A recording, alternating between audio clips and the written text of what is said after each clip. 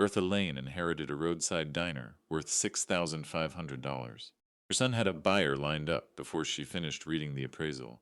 She went in alone, turned the key herself, stood in a kitchen that smelled like 30 years of 5 o'clock mornings. What she found behind the welded door of a walk-in freezer had been sealed for 15 years. The name carved into the wood inside was not her grandmother's. It was hers, at 62, after the Hazard County School District replaced her with a catering contract from a company based in Louisville that had never once set foot in Eastern Kentucky. Bertha Lane walked out of Jefferson Elementary with a cardboard box, a letter of severance for $2,411.60, and a set of keys to a diner on Main Street that had not served a customer in 11 years. Keys were on a ring with a small plastic tag, Lane's. Blue ballpoint pen faded to almost nothing. She did not know whose handwriting it was. Her grandmother's was round. This was someone else's. Someone who had held those keys before her and written that word and thought it was enough. She put the keys in her coat pocket and drove. That was a Thursday. Marcus called that evening. He was 34 years old and worked commercial real estate in Lexington and had opinions about everything that had happened to her before. He was not a bad man. She had raised him herself after his father left when Marcus was 3, and she had done it without complaint. And he had turned into someone capable and certain, and careful with money in the way that people become when they have watched someone they love go. He had grown up watching her work 2 jobs in the same body. The school cafeteria from 6 in the morning. The laundry shift on weekends when the district cut out. The way she moved through a kitchen, any kitchen, even their own small one on Boyd Street, with the particular efficiency of a person who had learned that time was not abstract. It cost something. You spent it, or it was spent for you. He had learned from watching her that the window for securing a thing was always small, that the people who waited to be certain lost the thing they were waiting to be certain about. He had taken that lesson into commercial real estate in Lexington, and it had served him well, and he had never once questioned whether the lesson applied everywhere, or only in the rooms where he had. That was the part he could not yet see. Not because he was careless, because the lesson had worked every time he had used it until now. She understood. That did not make it easier to receive. Mom, just that word. A door being opened. I heard about the school, he said. She was at cutting celery. She continued cutting celery. Word travels, she said. I've been thinking about the diner. She set the knife down. Not hard. Just down. It's been sitting empty 11 years. And now with the job, Mom, I think we should talk about selling it. I know a developer. He's been looking at that block 2 years. The price would be good. Better than good. I could set up a meeting, this week even. You don't have to do anything except show up. Mom, I heard you. She said, will you think about it? She looked at the celery on the cutting board. Her grandmother had grown celery in a pot on the back step of the diner, that it kept the flies away. Bertha had never looked up whether that was true. I'll think about it, she said. She did not think about it. The following Saturday, Marcus called. He had talked to the developer. The number was significant. She should hear it. The block was changing. There was a boutique hotel concept 2 streets over. The timing was right, and the timing would not stay. He emailed her a contract that afternoon. Authorization to negotiate on her behalf. She read it at the kitchen table, set it under the fruit bowl. He called Sunday to ask if she had read it. I'll look at it this week, she said. She did not look at it. The third call came Tuesday evening. His voice had changed. Not harder, more careful. The voice of someone who had prepared what he wanted to say, and was delivering it the way. Mom, the developer has another property he's considering. If we wait too long, Marcus. He stopped. Let me go look at it first, she said. A pause. The diner. Before any meetings, before any numbers. I want to go look at it myself. That's fair, he said, in the voice he used when he was managing her expectations. Then we can, and then we'll see. She drove to the diner on a Monday morning in November, when the sky over Hazard was the color of old metal, and the trees had finished giving. She parked on Main Street and sat in the car for a moment. The building was brick, 2 stories. The sign above the door had been there since 1972, painted direct. Lane's Diner. The paint had faded. The apostrophe was nearly invisible, but the letters were still legible if you knew what you were looking at. The windows were covered from inside with brown paper. Tape. One corner had come loose on the left window. Through the gap she could see the edge of a counter stool. A coffee cup upside down on the formica, left there by someone who had walked out and not come back. Got out of the car. She stood on the sidewalk. She put the key in the lock. It was stiff. She applied pressure, eased off, tried again. The third time, the door swung open. The smell came out first. Not a bad smell, not exactly. It was the smell of a place closed up a long time, the particular stillness of air that hasn't moved in years. Old grease and old wood and old fabric settled into each other until they become something specific to that room, and no other. Bertha stood in the doorway. She knew this smell. She had known it since she was 7 years old. She stepped inside. The counter ran the full length of the left wall, 6 stools. Behind it, the shelving that had held coffee cups and plates was still in place, mostly empty. At the far end of the second shelf, a small ceramic. Her grandmother had bought it at a church sale in 1981 and put it there, and it had not moved since. Bertha stood in the middle of the room and looked. She was not thinking about the developer. She was not thinking about Marcus, or the contract under the fruit bowl, or the number that was good, better than good. She was thinking about what it had cost her grandmother to open this door every morning for 40. She was thinking about the fact that her grandmother had not left it to Marcus. She came back the next day, and the day after that. She did not tell Marcus. She did not tell anyone. She drove to Hazard in the early morning when the streets were still dark, and the gas stations on Route 15 were lit up like outposts, and the mountains sat heavy on either side of the road, and she unlocked the front door of Lane's diner and went inside and stood in the room that had been her grandmother's for 41. She was not deciding anything yet. She was looking. The 4 booths along the window were intact. The vinyl on the bench seats had split in places, foam showing through in gray. Tabletops were formica, pale green, the same color they had always been. Someone had carved initials into the corner of the booth nearest the door, RD plus M, 1988. She didn't know who that was. She looked at it for a moment. 2 people who had sat in this booth in 1988 and decided that was worth. She wondered if they were still together. She wondered if they even remembered. She walked through the gap in the counter and into the kitchen. The kitchen was smaller than her memory. She had known this would be true. Memory enlarges the rooms of childhood. It adds height to ceilings and depth to corridors. She had prepared herself for the contraction. She had not quite prepared for how it would feel to stand in a room she had stood in 10,000 times, and find it diminished by nothing except the past. The grill was still there, a commercial flat top 4 feet across, bolted to the floor. It had not been cleaned before the diner closed, or if it had, 11 years of sitting idle had undone the work. The surface was dark with old grease, a layer of carbon built up at the edges where the fat had burned over hundreds of thousands of mornings until it became something else, not grease anymore, a record of it. Right of the grill, the prep counter, stainless steel dented in 2 places.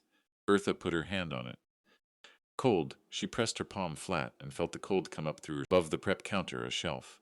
On the shelf, a row of laminated cards in her grandmother's handwriting, recipe references, timing guides, proportions written down, not because her grandmother needed reminding, but because a kitchen is a place where knowledge should be written on the wall, where anyone. She reached up and took one down. Biscuits, the card read.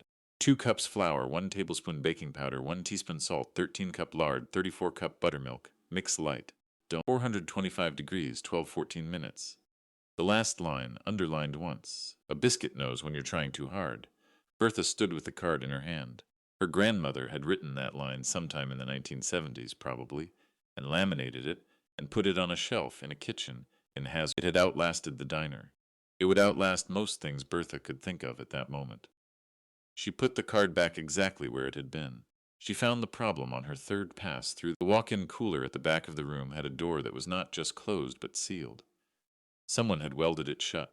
The weld ran along the entire seam of the door frame, a thick bead of metal, dark with age, clearly solid, clearly. Bertha stood in front of it. She reached out and touched the weld with 2 fingers. It did not give. She pressed harder, nothing. She stepped back. She did not know why her grandmother had done this. She stood there for a long time looking at it. Then she went back to the front of the diner and sat down on one of the counter stools and looked at the room and the ceramic rooster on the shelf, and did not think about anything specific. Came back the 4th morning with cleaning supplies. Not because she had made a decision. Not because she had told Marcus anything. She brought them because the floor needed sweeping, and a space being considered deserved to be considered. She swept from the back of the kitchen to the front door. The pile at the end was larger than she expected. She swept it out onto the sidewalk and stood there a moment in the November air. She wiped down the counter, all 6 sections. The cloth came away gray with the first pass, and gray with the second, and slightly less gray with the third. By the fifth pass, the formica was showing through pale green, the color of a thing chosen for durability, and that had delivered on the promise. On the fifth morning, she brought a bucket and a scrub brush and a bottle of degreaser from the hardware store on Chester. She was going to start on the grill, just the surface, just to see what was underneath 11 years of carbon. She set the bucket down and turned on the tap. Nothing came out. She checked the valve under the counter. Open. She checked the main shine shutoff near the back door. Open. She went to the front and turned on the sink. Nothing there either. She stood in the kitchen with the empty bucket and looked at the tap. She called the hazard utilities office from the sidewalk. The hold time was 20. When someone answered, she was told the water account for the property had been closed in 2013, and that reconnection required a new deposit, an inspection of the internal plumbing, and a service appointment. The earliest available was 11 days out. 11 days. She stood on Main Street with her phone in her hand and looked at the front of the building. The bucket was still inside, sitting on the kitchen floor. She drove to the gas station on Route 15, bought a bottle of water and a cup of coffee she did not particularly want, sat in her car and drank. She had driven 40 minutes. She had supplies in the car. She had planned to spend the day working. She drove home. On the way back, she passed Jefferson Elementary. A catering van was parked out front, white clean, a logo she still did not recognize. She did not slow down. That evening she made the utilities appointment. Then she called a plumber. Floyd Combs had mentioned the week before a man named Ernie Greer who had worked on old buildings in Hazard for 30 years, and left a message asking him to call her back about an inspection. Ernie called at 4:38 in the afternoon. He could come Thursday, before the utilities appointment. That way, if there was a problem with the interior plumbing, she would not know. Before the inspection. That's smart, Bertha said. That's how you do it with old buildings, Ernie said. Always check your own pipes before you let someone else tell you what they found. She wrote Thursday on the notepad by the phone. She did not go back to the diner that week. There was nothing to do there without water. She cleaned her own kitchen instead, the way she cleaned when she was thinking about something else thoroughly, moving through each task without hurry. She organized the pantry. She sharpened her knives. She stood at her own kitchen window and looked at the yard and thought about nothing she could have put into words. Thursday, Ernie Greer spent 2 hours inside the diner's plumbing and reported that the pipes were old but intact. One joint under the prep sink needed reseating, and everything else was sound. He charged her $63 and told her she had gotten lucky. Building like this, sitting empty 11 years, he said, could have been a lot worse. Bertha thought about the sealed door, about the care it represented, about a person who had taken the time to have something done right before she left it behind. She looked after it, Bertha said. Ernie looked. Who did? The person who owned it before. He nodded the way tradesmen nodded when they decided not to ask the next question. He packed his tools. The water was reconnected the following Tuesday. It came out of the tap brown for 40 seconds. Then it cleared. Bertha filled the bucket. She started on the grill. She was there at 7 o'clock in the morning on a Wednesday, 4 days into the cleaning work, when she unlocked the front door and found Floyd Combs sitting on the step. Floyd was 75 years old and had been eating breakfast at Lane's Diner for 20 years before it closed. He was a retired mine inspector with a face like a topographic map of difficult terrain and hands that had not been fully cleaned since approximately 1974. He was wearing a canvas jacket she had seen on him in every season she could remember, the pockets of which appeared to have no logical limit to what they... Morning, he said. Floyd. She looked at him. How long have you been sitting here? 20 minutes, maybe. It's November. I know what month it is. He unlocked the door and held it open. He got up slowly, one joint at a time, and came inside. He sat at the second stool from the left without looking at it first, the way a person sits in a seat they have sat in 10,000 times and know. Longer need to look. He looked around the room. You're cleaning it, sweeping, wiping, not deciding anything. Uh-huh. He put his hands on the counter. Coffee? She looked. I don't have a machine, she said. Brought a thermos. He produced it from inside the canvas jacket. He poured 2 cups into the plastic lid caps and She sat down on the stool beside the gap in the counter and drank. The coffee was strong. Floyd had always made it strong. They sat in the dim light of the diner and drank without speaking, the way 2 people drink coffee together when they have known each other long. Enough that silence is not a problem to be solved. Wants to sell it, she said after a while. Floyd said nothing. He knows a developer. Lexington money, wants the whole block eventually. She looked at the counter. He's not wrong that it's been sitting empty 11 years. I haven't done anything with it. She stopped. Started again. I didn't come back after the funeral. I couldn't. Then the longer I didn't come, the harder it was to come. She looked at the ceramic rooster. He sent me a contract, she said. Authorization to negotiate on my... so I wouldn't have to be involved directly. She had not signed it. Floyd refilled his cup, offered the thermos to her. She held out her cup. You going to? Bertha looked at the kitchen door. There's something in the back, she said. Floyd looked at her. The walk-in cooler. The door has been welded. Pause. Welded, completely, all the way around the frame. Whoever did it knew what they were doing. Floyd set his cup down. He was quiet for a moment, in the way that Floyd was quiet. The quiet of a man who had spent 30 years in mines evaluating what he was looking at before he opened his mouth. To do it herself? She would have needed equipment, but she wanted it done. Someone did it for her. When? 15 years ago, maybe, based on how... Floyd stood up. Let me see. They stood together in front of the welded door. Floyd put on reading glasses from the canvas jacket and bent close to examine the weld. He ran his finger along it without touching. Looked at the upper corners, the lower corners. Done right, he said. Whoever did it knew what they were doing. Can it be undone? Straightened, took off the glasses. Need a grinder. Angle grinder. Take the bead off without wrecking the door. He looked at the frame. Maybe an hour, if you know what you're doing. Bertha looked at the door.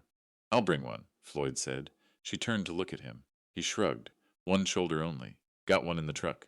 Been there 2 years, waiting for a reason. He brought it the following morning. He arrived at 6:47 in the morning, before Bertha had finished unlocking the front door, and he came in without being asked and went directly to the kitchen and put the grinder on the prep counter and looked at the welded door the way he looked at problems completely, without rushing. Bertha had tried the night before to call Marcus. She had gotten his voicemail. She had not left a message. She did not know what she would have said. She held the extension cord while Floyd plugged in the grinder and put on safety glasses scratched, borrowed from the full social circle of Floyd combs over the past 15 years. By the look... Stand back, he said. She stood back. The grinder started. The noise of it filled the kitchen, doubled back off the stainless steel surfaces, became something large. Floyd moved the disc along the weld seam slowly, methodically. Upper edge, right side. Lower edge, left side. Sparks fell in low arcs and died on the tile floor. The smell of hot metal spread. Floyd did not rush. He went back over sections he was uncertain about. He made sure before moving on. When he finished, he set the grinder down and straightened up and took off the safety. They both looked at the door. Try the handle, Floyd said. Bertha crossed the kitchen. She put her hand on the handle. She pulled. The door moved. Just a quarter inch. A gap of new air at the frame. But it moved, and the seal that had held for 15 years broke with a sound like a breath held a long time. Finally, she pulled harder. The door swung open. The air that came out was different, cooler, drier still. It had been sealed in there a long time. The mechanical cold was long gone. No power for over a decade, but the insulation had held the interior at a temperature cooler than the kitchen. And what came out now was the air of a place that had been waiting. It smelled of cold concrete, and underneath that something else. Something Bertha could not name at first. Then she recognized it. It was the smell of her grandmother's kitchen. Not this kitchen. Kitchen in the house on Boyd Street where Ida Mae Lane had lived for 50 years. The small room off the kitchen where Ida kept her records, and the things she considered old paper, old ink. Wood drawers worn smooth from years of opening and closing. What is it? Floyd said from behind her. Bertha reached inside and found the light switch where a light switch would logically be. The light came on. She stood in the doorway and looked at what was inside. She did not speak.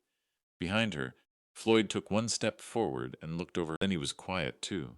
What Bertha Lane found in that sealed room that morning, in those shelves and those binders and those composition notebooks, lined up between their wood, was not what any of us could have expected. But looking back now, it was the only thing that made sense. The cold storage, 8 feet by 10, maybe.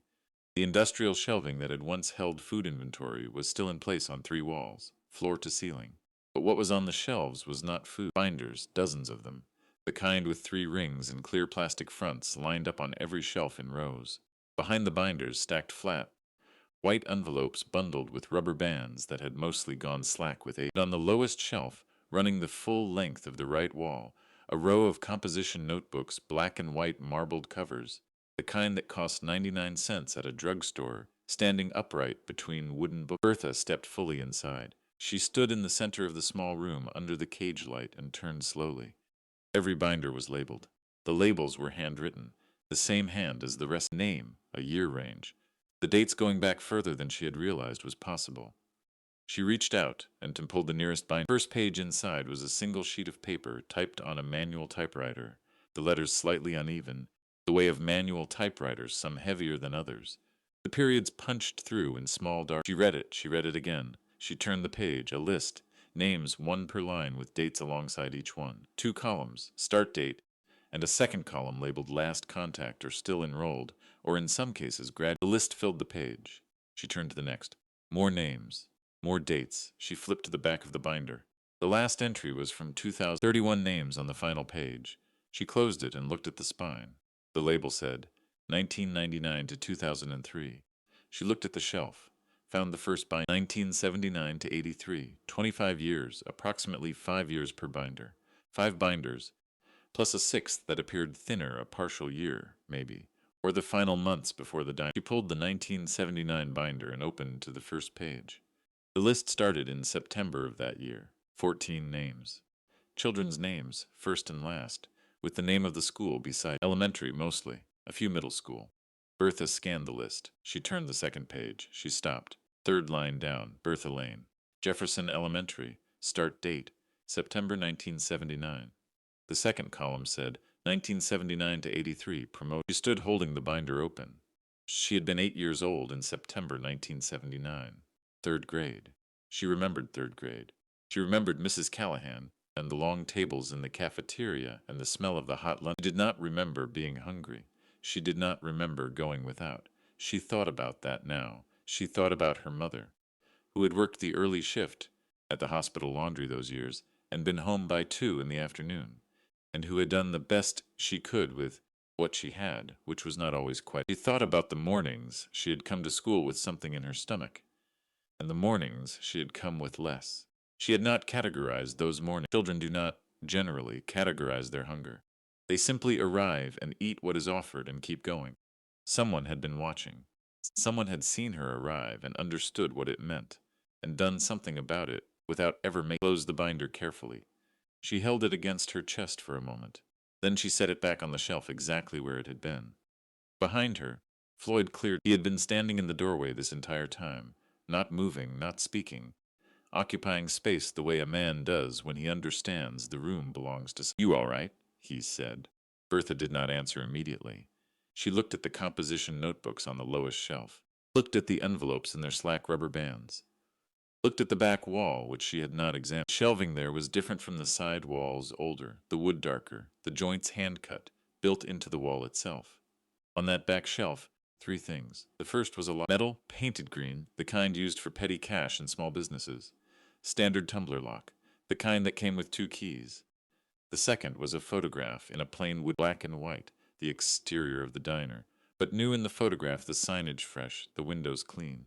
A woman standing in the doorway that Bertha did not immediately recognize because she was young, 28 or 30 maybe, standing with her hand on the door frame, not smiling, looking directly at the camera, with an expression that was not happiness and not pride, but something closer. Ida May Lane, 1972. Bertha looked at her grandmother's face. She had the same line between her brows that Bertha had. She had not known that before. The third thing on the back shelf, plank oak, roughly 10 inches by 14, sanded smooth and finished, with linseed oil, the surface dark and even. Words had been carved into it, not deeply, carefully. The letters even and practiced. The kind of carving that takes more than one. Bertha leaned forward. She read it. She pressed her hand flat against it. The wood was cool under her palm, smoother than she expected. The carved letters caught her fingertips as she moved her hands slowly. She stood very still. The cage bulb overhead hummed faintly. The cold storage room was quiet. The kitchen behind her was quiet. The whole diner was quiet, the way old buildings are quiet, not empty quiet, but accumulated quiet. The specific silence of a place that has held a great deal of noise over a long time and keeps the memory of it in the wall. Bertha stood with her hand on the wooden plank and did not move for a while. She picked it up. It was lighter than it looked. She carried it out of the cold storage room and set it on the prep counter under the window, where the November light came through thin and gray, and was enough. She looked at it in the light. For Bertha, who will understand why the kitchen should never close. She looked at it for a long time. Then she went to find Floyd. He was out front on the step, the same way he had been the first morning, drinking the last of his thermos and watching the traffic on Main Street, which at 10:47 in the morning consisted of a feed truck, a woman pushing a stroller, and a delivery van from a hardware supplier in White. Floyd, she said. He looked up. I need you to look at something. He capped the thermos and got up and followed her inside. She led him through the diner and into the kitchen, and stood back and let him see the cold storage room the way she had first seen. He watched him take it in the shelves, the binders, the envelopes, the notebooks between their wooden bookends. He was quiet. Then she pointed at the oak. Read it. He was quiet for a longer time. She knew it was going to be you, he said finally. Yes, Bertha said. How long ago you think she made? Bertha looked at the finish on the wood. The oil had darkened and settled into the grain the way it only did after years. Before she got sick, maybe before I even retired. Floyd looked at the plank again, then at Bertha. What are you going to do? Bertha picked up the lock, turned it in her hands. She had a key ring with a small plastic tag. Lane's 2 keys on the ring. She had assumed the second key was for the back. She looked at it now. She put it in the lock. She turned it. The lockbox opened. She did not open it yet. She set it on the prep counter and looked at the open lid and looked at what was inside, and then she looked away, out the window, at the gray November morning and the second-hand store across the street, where a man was arranging something in the display window that she could not make out. She had learned this from her grandmother, though she had not known she was learning it at the time. The discipline of not rushing toward the thing you most, the understanding that some information changes the shape of everything that comes after it, and that before you receive it, you should be standing on solid ground. She looked back. Inside was a passbook. The kind banks stopped issuing in most places sometime in the 1990s, but that certain small institutions in eastern Kentucky had kept using longer than that because their customers preferred physical record, something you could hold, and underneath the passbook, an envelope, standard white, letter size, sealed. Her name written on the front in her grandmother's handwriting. Not Bertha Lane, not Miss Lane, just Bertha. The way her grandmother had written her name her entire life. One word, sufficient. Bertha picked up the passbook first. It was from First Community Bank of Hazard. The account had been opened in September 1979. The name on the account was Ida Mae Lane, trustee. She opened it to the first page. The entries were handwritten in the bank's columns: deposit, withdrawal, balance. The first deposit was $40, dated September 3rd, 1979. The second deposit was $40, dated September 10. The third the same, every week without exception, $40. Some weeks 50. A few times, early in the record, 30, with a notation alongside. Catch up next week. The following week the deposit was 70. Bertha turned the pages slowly. Deposits continued. Week after week, year after year, in the same handwriting, her grandmother's handwriting recorded by the same teller at first. Community Bank for decades, the columns filling up and the page. She turned to the middle of the passbook. 1989.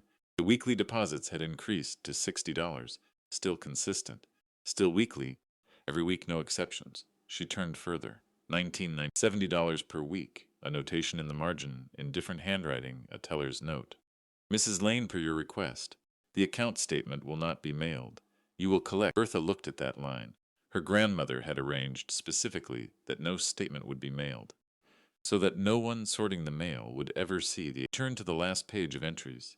The final deposit was dated May 7th, 2004, $60, and in the final column, the balance, written in the teller, $198,712.41. Bertha looked at the number. She read it again. She set the passbook down on the prep counter and put both hands flat on the steel surface and looked out the window at the gray November morning. 25 years, $40 a week, rising to $70 every week. No exceptions. Compounding in a savings account that no one knew existed except her grandmother and a teller at First Community Bank who had honored a request for privacy for 25 years. $198,712.41. Floyd was standing beside her. He had read the passbook over her shoulder without being invited, and she had not minded. Neither of them said anything. They stood together in the kitchen of Lane's diner and looked at the number. Then Bertha reached back into the lockbox and picked up the just Bertha. She held it. She ran her thumb along the sealed edge. She set it back in the lockbox and closed the lid. Not yet. Floyd looked. I need to read the notebooks first, she said. Before I read that. He nodded. The way he nodded at things that made sense to him without requiring. She went back into the cold storage room. She took the first composition notebook, labeled 1979, in her grandmother's hand, and carried it out to the prep counter and set it down under the window where the light was better. She opened it. Her grandmother's handwriting filled the pages. Not the careful block letters of the recipe cards or the typed formality of the binder document. This was different. Smaller, faster, the letters leaning slightly to the right as if they were moving. A working hand, a thinking hand.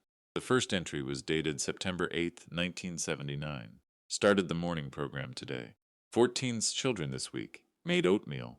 Used the back burner so it wouldn't interfere with the regular. Tilly came in at 5 to help without being asked. Didn't tell her why. She didn't ask. Good woman. Bertha read the entry twice. She turned the page. September 5th, 16 children. Added 1 egg per child scrambled. Cost roughly 12 cents more per serving.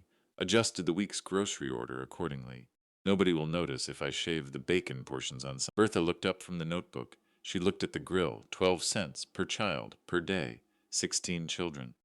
Adjusted against the Sunday bacon so the numbers held, and no one would ask. Thought about the mathematics of that, the weekly recalibration, the quiet accounting, the discipline of making something work inside a margin that most people would not. She turned back to the notebook.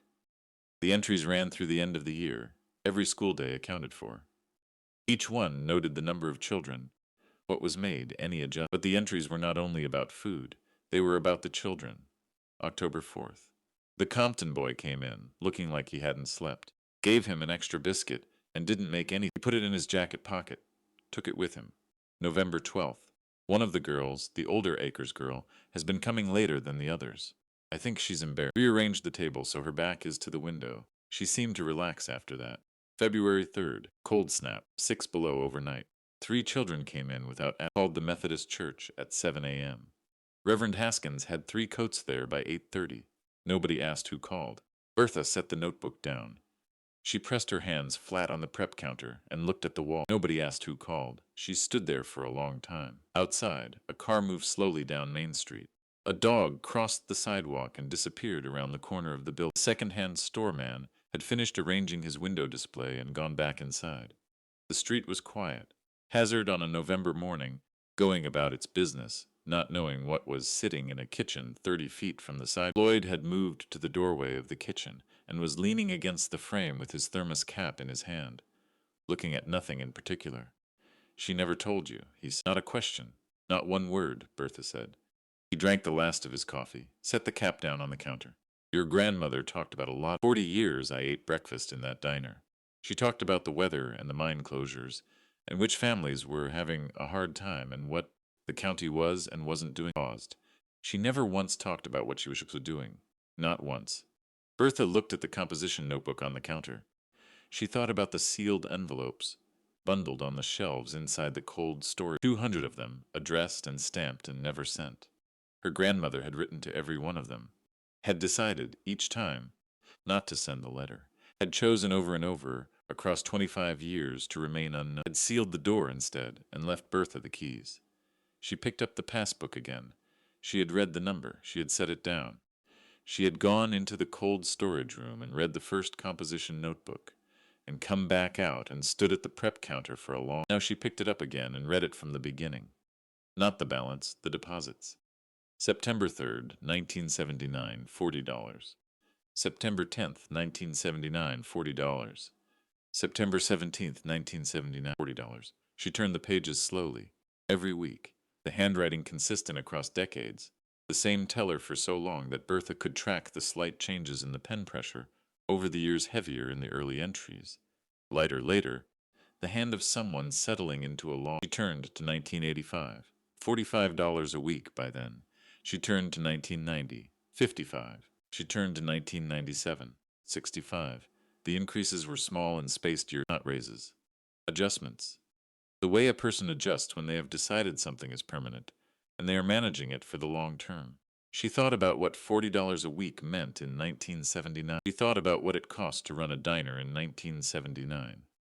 What the margins were on a cup of coffee and a plate of eggs in Hazard, Kentucky in 1970. What you had to shave from somewhere else to find $40 every week for 25 years without anyone noticing it was gone. She closed the passbook. She looked at the end. Just Bertha. She picked it up, ran her thumb along the sealed edge, set it back on the counter. Floyd was watching her from the doorway. The notebooks first. All of them. He said nothing. He went to the front of the diner and sat at the second stool from the left and left her to it. She went back into the cold storage. He pulled every composition notebook off the lowest shelf, 23 of them, and carried them out in 2 trips, and stacked them on the prep counter in order. 1979 through 2004. 25 years of school days, written in her grandmother's working hand, the letters leaning right as if they were moving somewhere. She read for 2 hours. She read about the Compton boy and the extra biscuit he put in his pocket. She read about the Akers girl who came late because she was embarrassed and how her grandmother had rearranged the table so her back was to the tavet window. Read about 3 children who came in without coats on a morning 6 below zero, and how her grandmother had called the Methodist church at 7 a.m. and how Reverend Haskins had 3 coats there by 8:30 and nobody asked. She read about a boy named Darnell Sismore who came in every morning for 2 years and then stopped coming, and how her grandmother had written 3 weeks after he stopped. Heard Darnell got the scholarship. Good, he was ready. She read about a girl named Patricia Watts, who came in crying one Thursday in March 1988 and sat at the table, farthest from the window, and did not eat, and how her grandmother had not asked why, and had not made anything of it, and had set a plate in front of her and gone back to the kitchen, and how, by the time the plate was empty, Patricia Watts. She read about mornings when the numbers were low, and mornings when they were higher than expected, and how her grandmother had managed both without drawing attention to either. She read about the adjustments, the Sunday bacon, the flour portions, the coffee grounds stretched 1 extra day, the quiet arithmetic of a woman who had decided what she was doing and was doing. She read her own name 3 times across the notebooks. September 1979. October 1979. A single entry in February 1980. Bertha is watching how things are done. Reminds me of her grandfather, always watching first. She set that notebook down. She stood at the prep counter and looked out the window. The November light had shifted. Later, the second-hand store across the street had its lights on. A woman she did not recognize was sweeping the sidewalk in front of the hardware store too. Doors down. She thought about 31 years of school cap. She thought about the children she had watched arrive. About the ones she had found ways to feed without asking them to explain why they needed it. About the systems she had developed over 3 decades for recognizing hunger in a child and addressing it quietly, without ceremony, without making the child know that they had been seen in a way that required a response. She had thought she invented those systems herself. She had thought the instinct came from her training, or from experience, or from some quality of attention she had developed. She understood now where it had come from. She had learned it in this kitchen. Before she was old enough to know she was learning anything, she picked up the Just Bertha. She opened it. If you've made it this far into Bertha's story, hit subscribe. Because what I found in that letter, in those 2 pages written on plain college-ruled paper, is the part I have been waiting to tell you. The letter was 2 pages, handwritten on plain white notebook paper, college-ruled. The kind that cost $1.19 for 100 sheets. Her grandmother had never spent money on station. She had not seen the need. Bertha, if you're reading this, it means you found the room and you opened the box, and you have some idea now of what has been happening in this kitchen for the past 25 years. I want to explain it to you as clearly as I can, because you deserve a clear explanation. In 1979, I noticed that certain children were coming to school without having. I noticed this because I was here at 5 in the morning every day, and I could see them arriving, and I could see the difference between a child who had eaten and a child. It is not a subtle difference if you know how to look. I was not in a position to solve the problem completely. I was running a diner on a main street in a small town, and I had what I had, and no. But I could make oatmeal. I could make biscuits. I could make eggs. I could do it quietly before the regular customers came, before the school day started, before anyone. And I could do it in a way that did not require the children to identify themselves or explain themselves or feel that they were receiving charity. Because charity received with shame undoes half the good it was meant. So I did it. The account is in trust. The trustee instructions are with my attorney, Carl Whitfield, whose office is on South Main. The account is designated for continuation of the morning program, or for distribution to the Hazard County School Nutrition Fund if the program cannot continue, or for any purpose you determine is consistent with what I was trying. It is your judgment that I am trusting. Not because you are my granddaughter, because you spent 31 years feeding children, and you understood, the same way I understood, that a child who is hungry cannot learn, and a child who is ashamed. You were on my list once. September 1979. I don't know if you remember those mornings. I hope you don't, in a way. It would mean I did my job, but I wanted you to know the kitchen is yours. Do what you think is right. Your grandma, Ida May Lane, P.S. The ceramic rooster stays. Bertha folded the letter along its original. She held it for a moment. Then she folded it again, smaller, and held it against her chest with both hands. Floyd had moved to the doorway. He was looking out at the diner floor, giving her the room. She could see the back of his canvas jacket and the thermos in his hand and the particular stillness of a man who has learned when not. She stood with the letter against her chest and looked at the window. Outside, the November light had gone flat. The woman sweeping the hardware store sidewalk had gone in. The truck moved slowly down Main Street and turned at the corner and was gone. She thought about September 1979. She had been 8 years old. She had come to school in the morning. She had eaten. She had not categorized it. She had not known there was anything to categorize. She thought about her mother, working the early shift at the hospital, home by 2, doing the best she could with what she had, which was not always quite enough. She thought about the mornings that had been enough, and the mornings that had been less, and how she had moved through both without understanding the difference, because a woman had been awake since 4 in the morning, making sure the difference did not show. She unfolded the letter. Read the last paragraph again. You were on my list once. September 1979. I don't know if you remember those mornings. I hope you don't. It would mean I did my job. She folded it back. She put it in her coat pocket. She put the passbook back in the lockbox and locked it, and put the key in her pocket beside the letter. She walked out to the diner floor and sat down on the second stool from the left. After a moment, Floyd came out and sat beside her. They sat at the counter of Lane's diner, in the way people had been sitting at that counter since 1972, not saying anything that needed to be said, just occupying the space together, the way you do when something large has happened, and the room is part of the. Marcus called at 2:17 in the afternoon. Bertha was still in the diner. She had spent the intervening hours going through the remaining composition notebooks, reading her grandmother's daily entries, building a picture she had not had. Lloyd had left at noon, and come back at 1 with sandwiches from the gas station, and they had eaten them at the counter without ceremony. She answered on the third. Mom, a pause. I was thinking about the meeting. The developer is in Lexington Thursday, and he could come down Friday if Marcus. That works? Or we. Marcus. He stopped.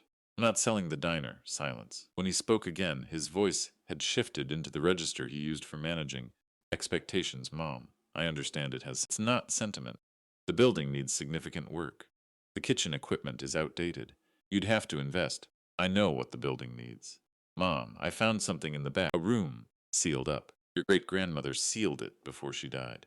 Silence. I'm going to need a few days to work through what's in it, Bertha said. And then I'm going to call Carl Whitfield's office and make. After that I'll have a better sense of what I'm dealing with legally. More silence. Then carefully. What did you find? I'll tell you when I understand. But Marcus, the diner is not for sale. That's not a conversation anymore. Do you understand? A long pause. Yes, he said. His voice was different. Not the commercial voice, not the managing voice.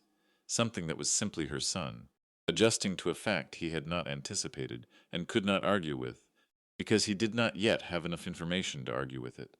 And he knew. Okay, he said. Okay. She hung up. Floyd was watching her from the counter. He'll come around, he said. He's a good man, Bertha said. He just thinks in the wrong. Floyd nodded, as if that was a precise and accurate diagnosis, and he had nothing to add to it. She went back to the cold storage room in the early. She wanted to count. She pulled every binder off the shelves, one at a time, and stacked them on the prep counter.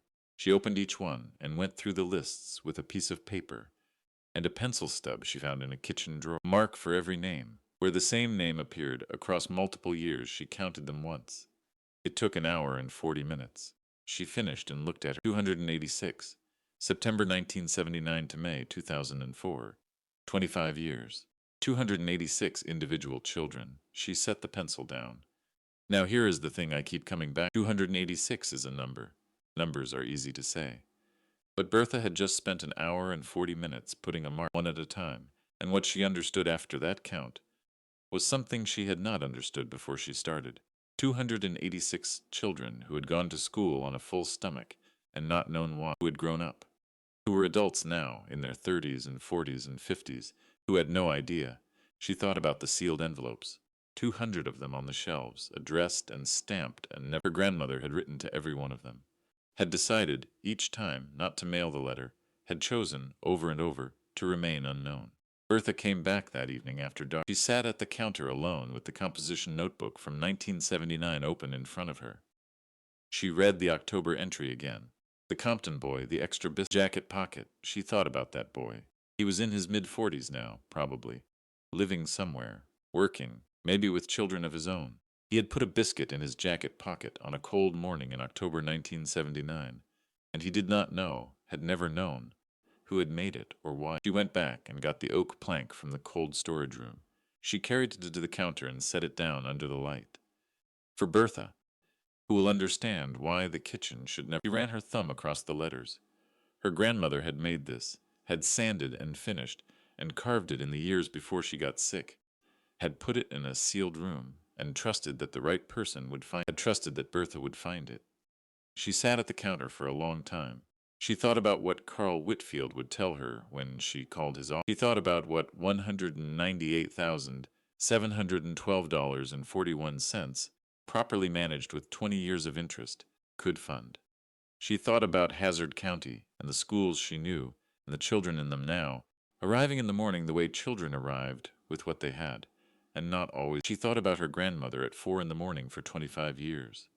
The radio on low, the grill heating up, the lights still gray outside. She thought about what it meant that the program had existed for 25 years, and then stopped, not because it failed, because the person running it got sick, because she could no longer rise at 4 in the morning and stand at a grill for 2 hours before the dine. Thought about what it would take to start it again. She was 62 years old. She had been feeding children in one form or another for 31 years. She had been replaced by a catering contract from Louisville and given a severance check for $2,411.60 and a set. She had apparently been given considerably more than that. She got up and went to the kitchen and found the recipe card for biscuits on the shelf above the prep. The grill needed cleaning, and she had no supplies, and it was past 9 o'clock. But she wanted to know what was there and what was not, and what she would need to get. She wanted to know what the kitchen required before she could begin. What happened next took 6 weeks. The electrician came on a Wednesday. His name was Pete Saylor, and he was 60 years old, and had done electrical work in Hazard County for 38 years, and had eaten breakfast at Lane's Diner approximately 400 times before it closed. He walked through the building with a flashlight and a notepad, and did not say much until he was finished. And then he said the wiring needed updating in 3 places. The service panel was original to 1972 and had to be replaced, and the cold storage room's separate circuit was the cleanest thing in the building, wired by someone who knew exactly what they were doing. Whoever did that back room, Pete said, did it right. Bertha did not explain who had done it. Pete gave her a number and a timeline, 2 weeks for parts, 1 week for work. She said all right. Marcus was there for that conversation. He had driven down from Lexington the weekend after their phone call, and had not mentioned the developer, and had not mentioned the number, and had not mentioned the contract under the fruit bowl. He had stood in the cold storage room for a long time without speaking. He had read the oak plank. He had set it down carefully and not picked it up again. He had said very quietly, "What can I do?" Not a question. Bertha had looked at her son standing in the room his great-grandmother had sealed and preserved and left for Bertha to find, and she had said, "The grill needs cleaning." He had started on it that afternoon. The health inspector came the second week of December.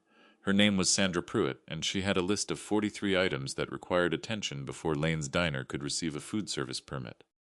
Bertha went through the list that evening at the counter with Floyd on one side of her and Marcus on the other, and they divided the items into 3 categories: things Bertha could do herself, things Marcus could handle, and things that required licensed contractors. Floyd looked at the list. "I can do 14 of these," he said. Bertha looked at him. "Floyd, got nothing else going on." She looked at him a moment longer. "All right," she said. 14. It took 6 weeks, not because the work was beyond them, but because work in old buildings proceeds according to the building's logic rather than the worker's timeline, and Lane's Diner had its own logic that had accumulated over 50 years and was not going to be overridden by a schedule. The floor in the kitchen needed re-leveling in 2 places. The cold storage room door, freed from its weld, needed new hinges and a new seal. The front window with the loose paper had a cracked frame behind it that had been letting in a draft so long it had become part of the building's character.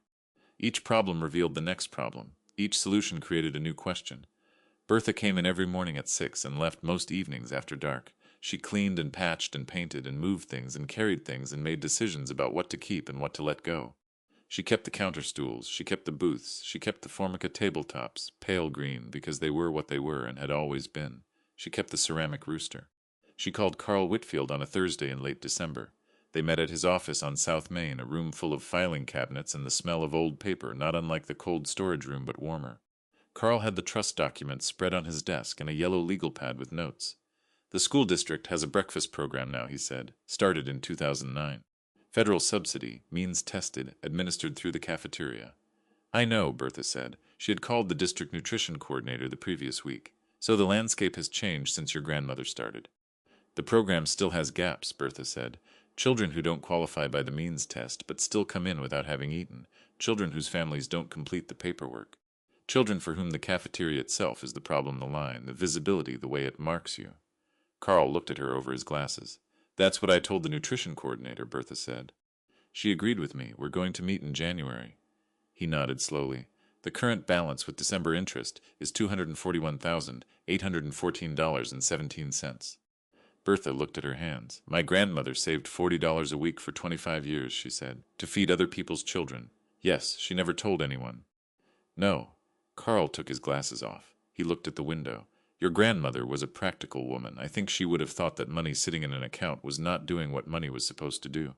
He paused. She would have wanted it spent. Bertha nodded. Then we'd better spend it, she said. Lane's Diner opened on the 14th of February, not as an advertisement. Not as an event. Bertha had not called the newspaper or put anything on social media, or contacted anyone in the county administration about what she was doing or why. She had told Floyd. She had told Marcus. She had told Pete Saylor, who had finished the electrical work and come back twice on his own time to make sure things were right. She had told Sandra Pruitt, who had signed the food service permit on a Friday afternoon, and shaken Bertha's hand and said, without elaborating, that she was glad the building was going to be used again. She opened the back door at 4:45 in the morning. She tied on an apron. She turned on the grill. The first morning 6 children came. She did not know how they knew. She had not told them. She had not told their parents.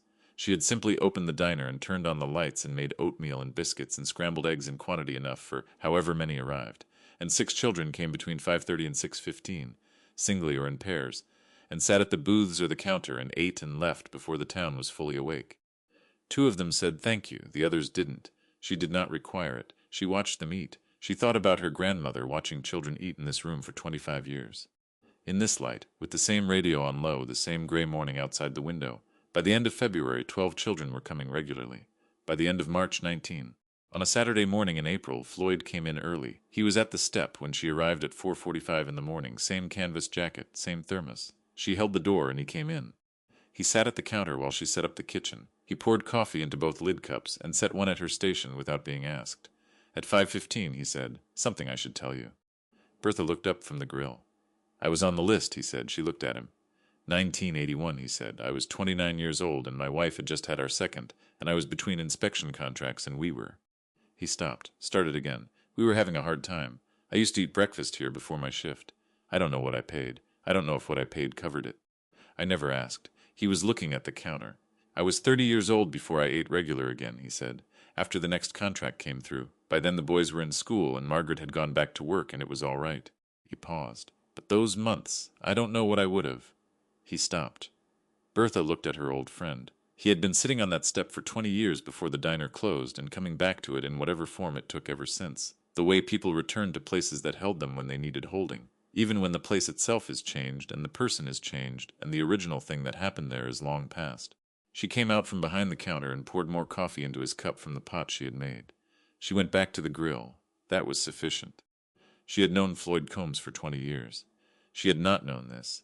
She thought about what else she did not know about the people she had known a long time, and whether that was a failure of attention or simply the way people protected the parts of themselves that had been most exposed. The community supper happened in May.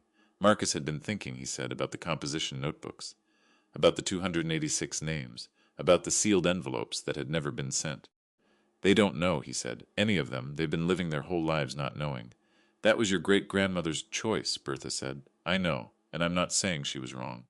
He was quiet for a moment. But they're adults now. They're in their 30s and 40s. Some of them have kids of their own. He looked at her.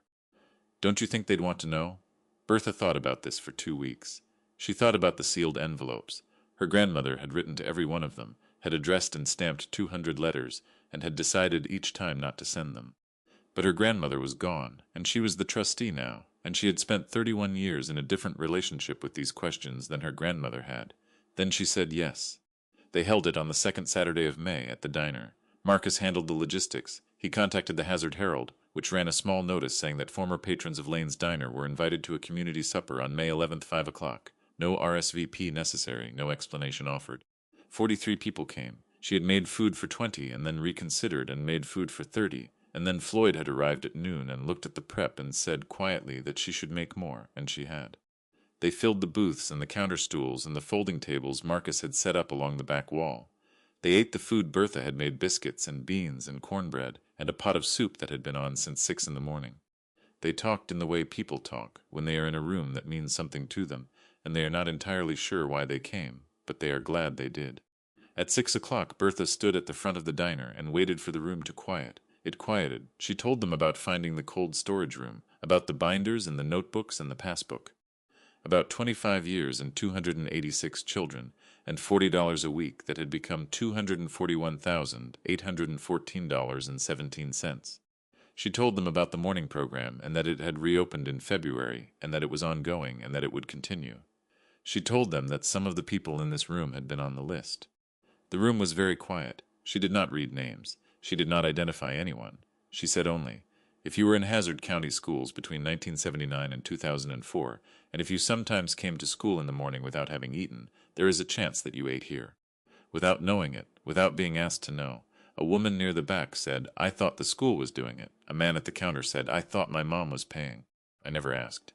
An older woman sitting in the booth nearest the door said nothing for a long time. Then she said, "I used to come before school. I was in 6th grade. I remember the oatmeal. I thought it was a trial program." She looked at Bertha. "It was just her?" she said. "Just one woman?" "Yes," Bertha said. "Just her, every school day, 25 years. The woman looked at the counter, at the kitchen door, at the ceramic rooster on the shelf. "I thought about that oatmeal for years," she said. "I never knew why. After the supper, people stayed longer than Bertha expected.